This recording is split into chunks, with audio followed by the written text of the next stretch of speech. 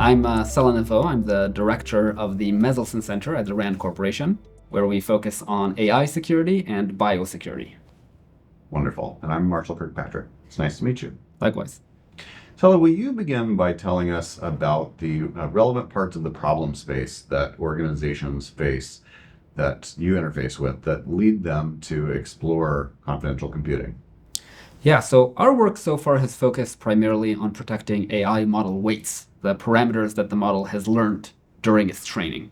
And there's a huge variety of threats to AI model weights. There's a lot of different ways that a malicious attacker might want to steal them.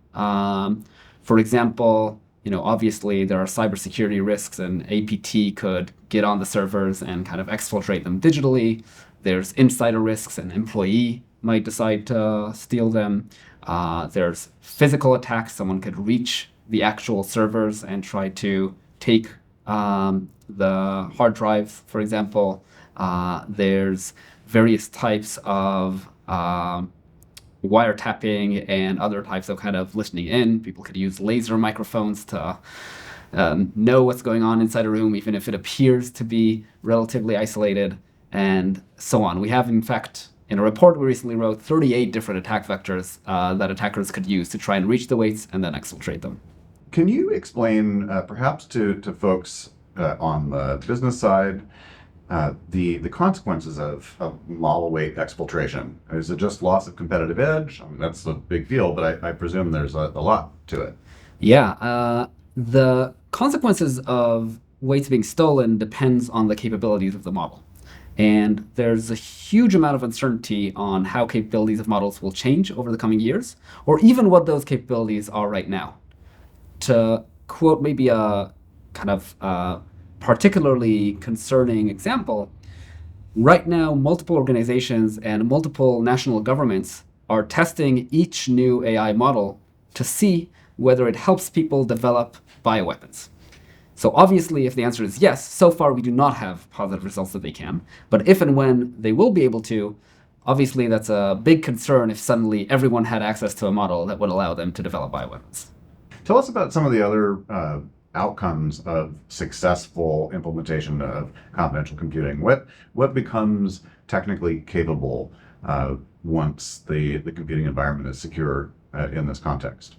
Yeah, I think there's a lot of potential benefits. I think, first of all, you could give users more privacy. So they might be able to send prompts with the confidence that even the company that is running the model wouldn't be able to read it. I think that will unlock a lot of usage that right now, for example, we see people using local models just because they don't trust the company. Obviously, using a local model is not the most efficient or convenient way to engage with AI. So I think that'll unlock a lot of that. I think from our perspective at RAND, a lot of what got us into this space is our engagement with the US government and the UK government on these topics. And as they get more concerned about potential model capabilities, the successful implementation of their security might not just be an opportunity for new growth, but rather a prerequisite for being able to actually train and deploy these kinds of models. So I think it'll really end up being pretty critical for kind of the core of this industry. EU regulation seems to almost, or perhaps literally, invoke the precautionary principle with AI application development. Yeah. And I presume confidential computing could really help there. Yeah, I think confidential computing is, one component of a larger comprehensive system in securing AI model weights and other components of the AI system, but I think it's a very promising and very important one. So tell us a little bit about your strategic thinking about engaging with this field, and what's new? What are you excited about? What are you thinking about? What are you glad to have learned about most recently? Yeah, I mean, I think, first of all, confidential computing is one of the most exciting areas in this field. When we did our report engaging with 32 experts in AI, information security, and at the Frontier Labs themselves, really confidential computing was one of the points of strongest consensus as a promising path forward. So I think that's kind of one of the areas that are most promising right now. I think another area that's kind of bubbled up as being particularly important is limitations on output rate. So there are a lot of downsides when trying to protect model weights specifically. For example, the system needs to be online and available and accessible to billions of people. From an information security standpoint, it's not the optimal setup. It would be easier if we could lock it up in a bunker in the middle of the desert somewhere. Even that doesn't always help, but it's a good start. One of the few advantages when you're kind of thinking of protecting AI model weights is that the weights themselves are they're pretty large files. And they're growing all the time. Other opportunities include introducing more limitations on throughput rate that will allow people to interact with these weights in a flexible way, get a lot of useful information out of them, but not the potentially terabytes that one would need to exfiltrate the whole model. Tell us, big picture, where do you see this going in the near or the long term, and what do you think is particularly important for the industry to keep in mind? Yeah.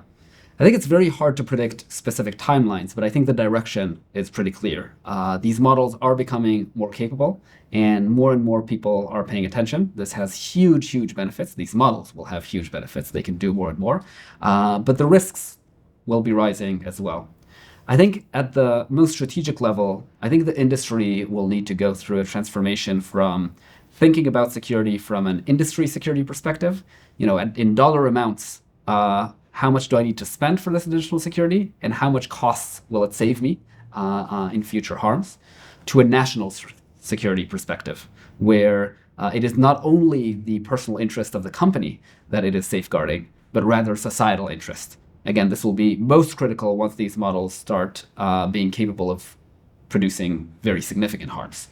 And that's a very major shift in mindset and in practicalities. A lot of things that I think are beyond the pale today for the tech industry will become either just make sense, or governments will start demanding them. Do you have a theory of change about how, maybe it's financial incentives plus regulation is what drives that shift? Yeah, I think that financial incentives can take us quite a way more. I think all of the leading labs right now are quite excited in making significant improvements to their security, including confidential computing and several other changes. Once there are major externalities, as in the harms to the company and its commercial interests are only a small portion of all the potential damages, let's think of the example of bioweapons. There are much more harms than the companies can internalize themselves. Then financial incentives still push in the right direction, but might not be enough. Maybe there's a need for even more security that is kind of financially optimal when you're trying to compete with second X company. This is where some level of governance is needed. And there's a whole spectrum, all the way from, at one extreme, indeed, regulation saying you must do this, or things we've been seeing a lot more of recently. Governments engaging with the labs and saying, give us these voluntary commitments. Let's talk together about what we can do. I think that'll be important, not only because, governments are kind of safeguarding the interest of their peoples, but also because it'll actually help the companies escape this kind of race dynamics. No company wants to be the one company that invests a lot more in security than the rest and then goes behind. But if you get to an agreement with all relevant companies, suddenly we can all be safer together and still compete on a level playing field.